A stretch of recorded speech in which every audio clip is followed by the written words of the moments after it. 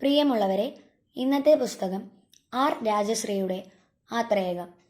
ഇതിഹാസങ്ങളിൽ ഒരിടത്തും സ്ഥാനപ്പെട്ടിട്ടില്ലാത്ത ക്ഷാത്രനാഗരികതയ്ക്ക് അപരിചിതമായ ആത്രേയകമെന്ന അജ്ഞാതദേശം.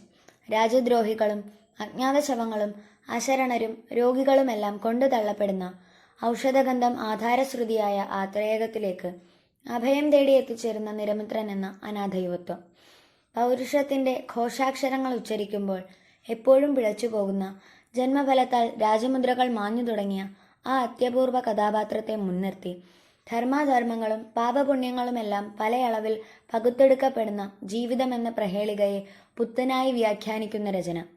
കൊന്നും വെന്നും കീഴടക്കുന്നത് സ്വന്തം നിഴലിനെ തന്നെയാണെന്ന ഉൾക്കാഴ്ചയിലൂടെ ജയം എന്ന വാക്കിന്റെ അർത്ഥത്തെ അട്ടിമറിക്കുന്ന ഈ കൃതി രാജ്യങ്ങൾ തമ്മിലും മനുഷ്യർക്കിടയിലുമുള്ള സങ്കീർണ ബന്ധങ്ങളുടെ പൊരുളന്വേഷിക്കുകയും ചെയ്യുന്നു.